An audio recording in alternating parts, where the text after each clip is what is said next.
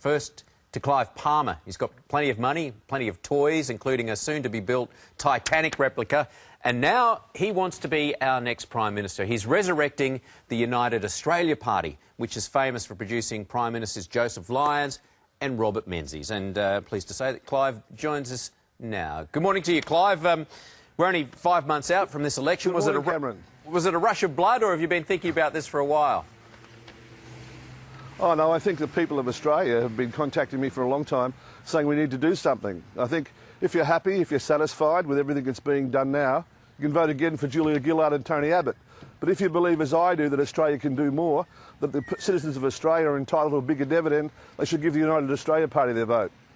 Yeah, it would seem so that's why we did it. We think we can do better. Well, it does seem that people are disenchanted with Julia Gillard, and that Tony Abbott hasn't cemented himself as a very strong alternative in a lot of people's minds. So what makes you different, Clive? Why would we vote for you? Well, basically, the political system in Australia is controlled by lobbyists, and lobbyist firms advise both sides of the politics. In a lobbyist firm, you have an ex-Liberal minister, maybe an ex-Labor minister. It doesn't matter who gets in government. If a businessman comes along like me and offers us $1 million, that's the result you get, whether it's in the interest of the public or not. And I think that should change. I mean, I've been in the Liberal National Parties for over 40 years. I'm the former spokesman for the National Party, and I'm the former media director. I've been a life member of the Liberal Party.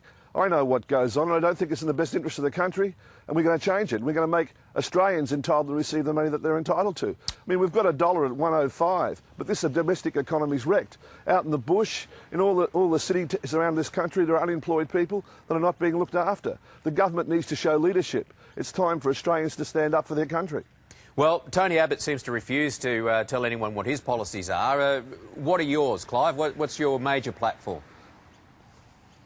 Well, one of our first policies is one that we don't allow lobbyists to be the party officials of parties or to have an influential position within the party organisation and structure, something that Tony Abbott's against. And he has a lobbyist as for his vice president, for example.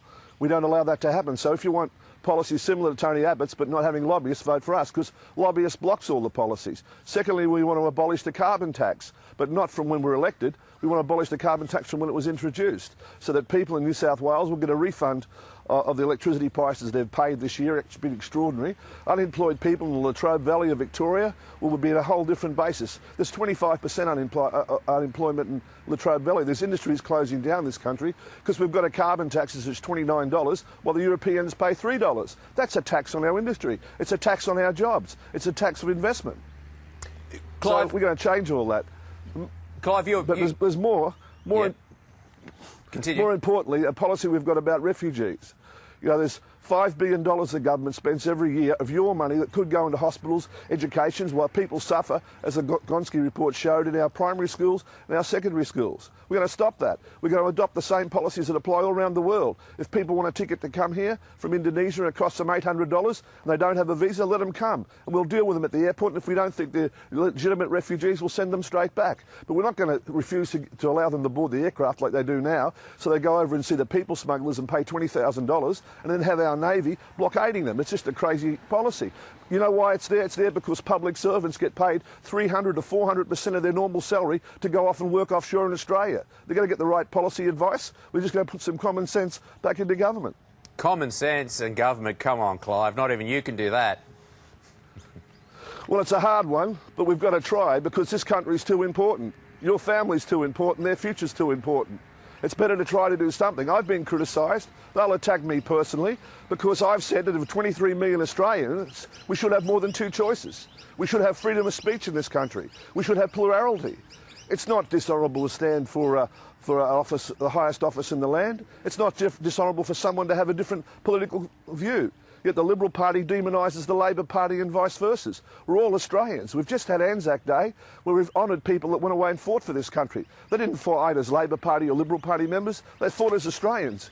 We need a party that's going to unify the country, unify all Australians to fight for what we need and the needs of the community. And that's why we've established United Australia Party at unitedaustraliaparty.org. You should join it, and so should your viewers.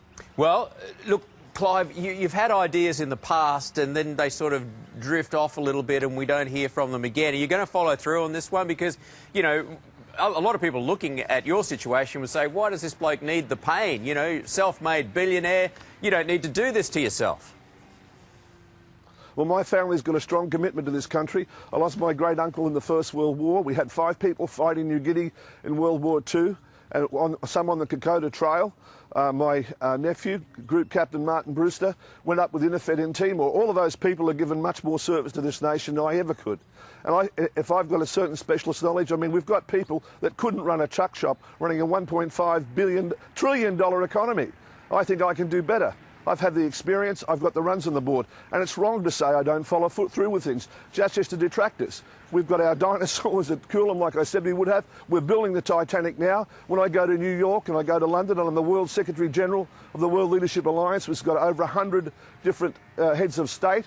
They realise what we've done, and they realise Australia can do more, and we can do better. We've got to care about the people that are out there. How can it be that we've got the highest infant mortality rate in the world with Aboriginal people, that children are dying every day? You don't hear that from Julia Gillard. You don't hear that from Tony Abbott. They don't really care, because children, unborn children in particular, don't have a vote. But they matter to me, and they should matter to the future of this country. What about gay marriage? Well, they're all social issues. And socialists from the United Australia Party, everyone has a free vote. It's a matter of conscience. And when you think about gay marriage, you think about all of these issues, you've got to look at what the legislation says and what the impacts will be, and all proposals are different. So it's hard for me to form a conclusion until I know what you're talking about. You know what? It's starting to make a lot of sense, Clive. Did I hear you cheering for Souths in the break? At least one thing's going right in the world. Well, yeah, John Sattler... Yeah, well, John Sattler comes to my league clubs, Gold Coast Tigers, where I used to play football, and Ron Coote and those sort of guys. They're great icons of Australia, real Australians that have stood up for Australia. I've got to stand up now because no one else will. Do you really think Tony Abbott's the guy to be Prime Minister? Do you really think in the bottom of your heart that Julia Gillard cares about you and your family? Of course they don't. Give us your support. UnitedAustralia.org. Get on there today and become a member, and we can change this country. We'll watch it with interest, Clive, and thanks for your time this morning. It's a pleasure. All the best. Clive Palmer there, Layla. Yes.